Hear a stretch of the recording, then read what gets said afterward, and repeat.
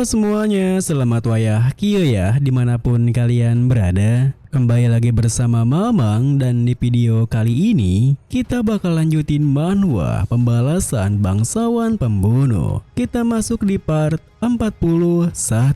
Di awal video ini tentu saja apa yang Xian katakan bersamaan dengan munculnya segerombolan High Demonic Beast Lizardmen membuat mereka semua tak bisa tinggal diam, di mana Lamela segera melindungi Luna yang langsung diikuti dengan Charon dan ketiga bawahannya. Namun meski mereka telah mengeluarkan serangannya hampir bersamaan, Charon dan Perfect Thundernya, Lamela dengan Glare Slash-nya, dan Luna dengan Magic Priest-nya, jumlah Lizardmen-nya yang terlalu banyak membuat Luna merasa cemas karena mereka takkan bertahan lama dengan jumlahnya sebanyak itu. Akan tetapi, rasa cemasnya itu seketika berganti terkejut ketika merasakan mana magic milik Xian yang kini mengeluarkan Magic Point Spear Obsession yang mampu menghabisi Lizardmen-nya sekaligus. Tentu saja, tak hanya Luna yang terkejut begitu, Lamela dan Charon serta ketiga bawahannya pun juga merasakan hal yang sama. Inikah kekuatan Xian Pert yang dirumorkan itu? Namun,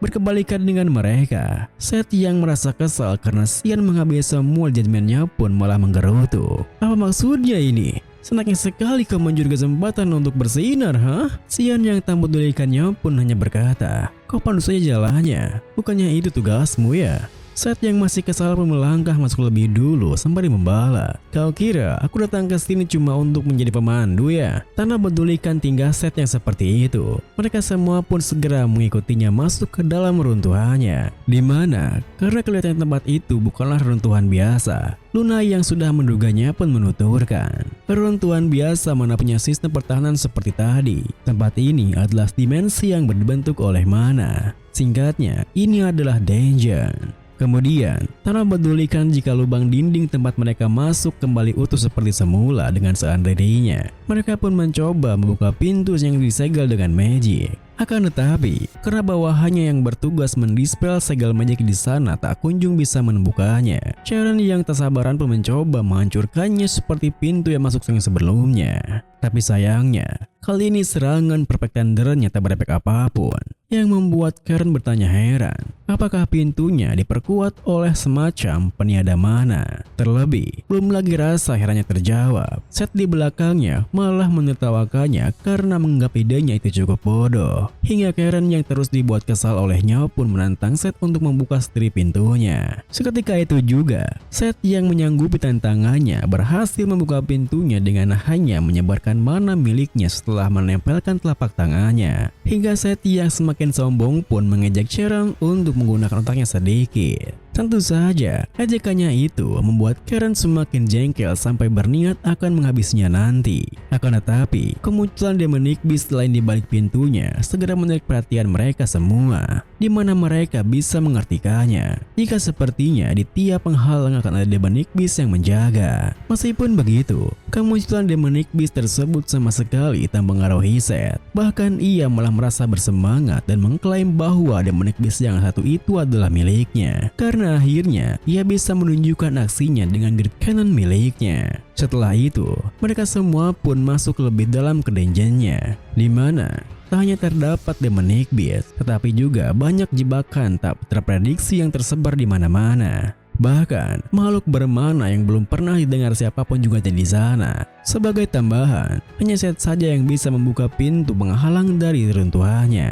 Kemudian, setelah beberapa saat menjelajah, mereka pun memutuskan untuk beristirahat sebentar di tempat yang dirasa aman. Hingga Luna yang bisa berduaan dengan Xian di depan api unggun pun memberitahunya jika penghalang di pintunya hanya menanggapi garis keturunan yang dimiliki oleh Seth, yang mana berarti Rencaharkanlah yang mendirikan runtuhan ini. Mendengar hal itu, Xian yang merasa aneh pun bertanya, "Tunggu Luna, kalau kau tahu, kenapa tak langsung beritahuku coba?" Luna yang tersipu hingga pipinya memerah pun menuturkan, "Aku juga tidak tahu kok." Aku baru tahu setelah membaca-baca di arsip terlarang seperti yang kamu minta. Xian yang meragukannya pun kembali bertanya, apa aku bisa percaya padamu soal ini? Luna yang merasa tindakan Xian terlalu jahat padanya pun menghela napasnya berkata, "Hai, ya bisa dong. Aku tidak berbohong pada orang yang aku suka." Dengan datarnya, Xian menatapnya membalas, itu membuatmu semakin tidak kredibel. Kenapa aku harus percaya pada rasa kasih sayang yang tidak logis itu coba? Tentu saja, sikap Xian yang seperti itu membuat Luna mengumpatinya bodoh. Meskipun begitu, Luna segera menenangkan dirinya lalu menjelaskan, Dewan Garam telah mencari di pen juga Demonic Scripture untuk waktu yang lama. Mereka mencarinya karena percaya kalau Divine Armament mampu membantu kerajaan garam untuk berkembang. Bagi kakekku, itu merupakan kepercayaan yang mirip seperti agama. Dia percaya kalau Divine Armament harus didapatkan demi bisa mencapai posisi yang superior di benua ini. Mendengar penjelasannya, Xian yang punya pandangan berbeda pun menuturkan, mana mungkin itu membantu mereka? Tak ada hal yang baik dari mendapatkan kekuatan semacam itu. Itu cuma akan membuat orang di sekitarnya terbunuh. Seketika itu juga, Luna yang merasa aneh pun menatapnya bertanya, "Senior, kenapa kamu menginginkan Demonic Scripture?" Xian pun tersenyum meliriknya melanjutkan, "Bukannya mendengar soal itu membuatmu ingin menghancurkannya? Daripada menggunakannya untuk perencana bodoh itu, lebih menyenangkan kalau melihat orang seperti mereka berkeringat dingin karena hancurnya benda itu." Tentu saja, apa yang dikatakan Xian semakin membuat Luna terpesona hingga menuturkan, "Kalau begitu, aku akan membantumu mendapatkan Demonic Scripture itu, senior. Aku cuma merasa ingin bantu saja." Melihat tingkahnya yang seperti itu, Xian yang tak bisa memahaminya pun menyuruhnya untuk segera tidur lebih dulu. Akan tetapi, Luna malah menolaknya karena ingin lebih lama bersamanya.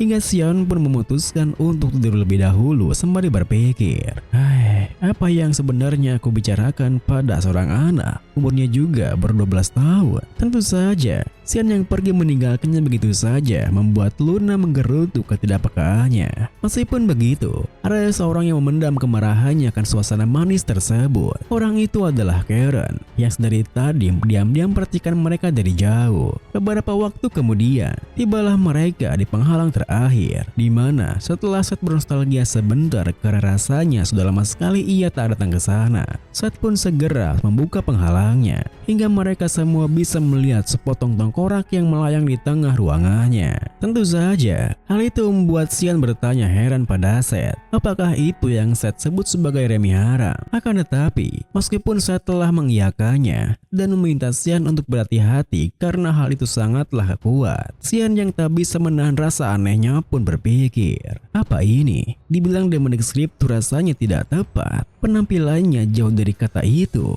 Di saat Xian berpikir seperti itu, Karen yang tak sabaran pun melangkah maju sembari berkata, "Hei, kalau kau takut, aku akan maju duluan." Xian yang tak bisa membiarkannya pun itu langsung menghentikannya, karena mereka semua harusnya mengamati statusnya dahulu. Akan tetapi, tiba-tiba saja sepotong tengkorak itu terlihat aneh, yang buat Luna yang merasakan sesuatu berteriak, "Awas, aku bisa merasakan mana yang jumlahnya besar dari sana." Seketika itu juga, bersamaan dengan mereka semua yang mewaspadai sekitarnya, wujud sepotong tengkorak itu pun berubah menjadi seekor demonic beast besar. Terlebih, sebuah alam terpisah juga tercipta bersamaan, yang buat Xian yang tidak menduganya bertanya heran, yang seperti itu bukanlah demonic biasa. Apakah itu memang Demonic Scripture yang haram? Tentu saja, perubahan wujud yang disertai penciptaan alam terpisah membuat mereka semua terkejut. Ditambah lagi, demonic beast itu langsung mengeluarkan serangannya, hingga Karen yang kini menjadi targetnya pun menggertakkan giginya dikala menghindar. Makhluk ini terlalu besar. Apa itu memang Demonic Scripture yang kita cari-cari?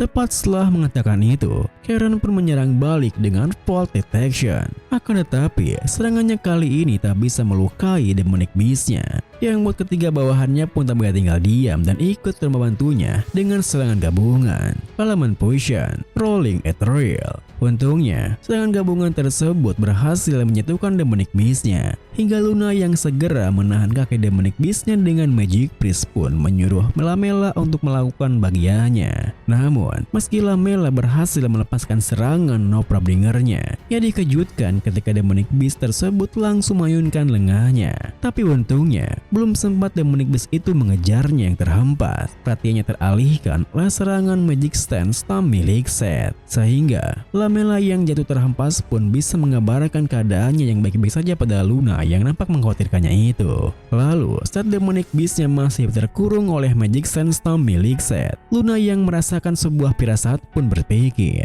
syukurlah tidak apa-apa, rasanya pertolongan ini bisa kami menangkan. Tapi entah kenapa firasatku buruk, seolah ada sesuatu hal yang akan melenceng. Dan benar saja, sepersekian detik kemudian setelah Luna merasakan firasat itu, tiba-tiba saja Demonic Beast-nya meniadakan magic milik Seth yang membuat Seth harus bersiap dengan tinju Great Cannon-nya. Namun, belum sempat Seth mengadukan tinjunya, Xian telah lebih dulu menggunakan serangan magicnya, Point Spear Obsession, yang mampu menumbangkan Demonic Beast-nya dalam sekali serang.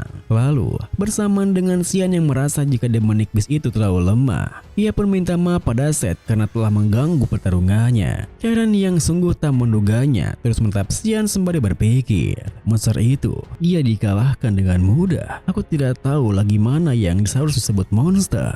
Orang misterius macam dia berada di samping Luna benar-benar membuatku berdiriku muak. Saat Karen berpikir seperti itu, bersama dengan alam ciptaan Demonic Beast-nya yang menghilang, seorang bawahan yang mendekat pun menanyakan keadaannya, hingga Karen yang tak bisa menahan emosinya meliriknya tajam berkata, apa sekarang waktunya mengkhawatirkan kondisiku? Periksalah kondisional Luna sekarang juga, dasar tidak berguna. Tentu saja, sikap Sharon seperti itu membuat ketiga bawahannya mergidik ngeri sekaligus heran. Apakah mereka semua sudah melakukan hal yang salah? Meskipun begitu, Xian yang mengamati perubahan Demonic Beast-nya kembali menjadi sepotong tengkorak biasa dari dekat bersama dengan Seth menuturkan, kembali jadi tulang lagi ya. Sepertinya semua sudah selesai karena kita berhasil keluar dari alam yang diciptakannya.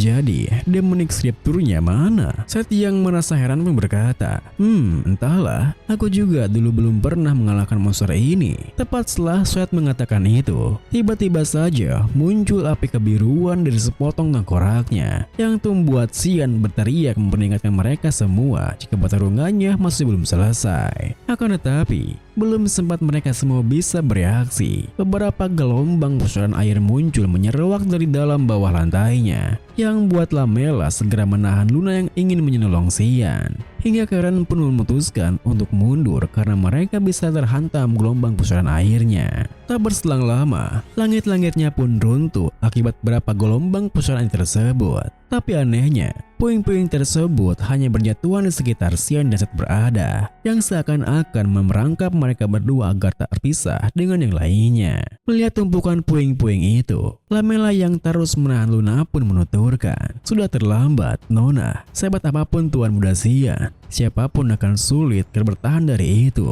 Namun, Luna tak bisa menerimanya begitu saja, di mana ia melangkah mendekati puing-puingnya sembari menegaskan, tidak, dia masih hidup. Lamela, bantu aku menyingkirkan puing-puing ini. Aku tahu ini sulit untuk kamu mengerti, tapi untuk sekarang percayalah padaku. Aku bisa merasakan dia di balik puing-puing ini. Aku tahu itu karena kami berdua saling terhubung. Di saat yang sama, Xian sendiri nampaknya memasuki alam terpisah lainnya, di mana di depannya ada seekor Demonic Beast yang membuat Xian berpikir, tempat ini alam terpisah lainnya ya. Dia juga sudah bangkit kembali. Itu Balrog kah? Mananya tak sebanding dengan yang barusan. Dengan pikiran seperti itu, Xian pun melirik ke arah Seth di sampingnya bertanya, "Hey Seth, kok baik-baik saja kan? Musuh itu hidup lagi loh." Seketika itu juga, mata Xian pun terbelalak ketika melihat keadaan Seth yang terkapar dengan luka parahnya, hingga ia kembali mengingat apa yang terjadi sebelumnya sembari berpikir,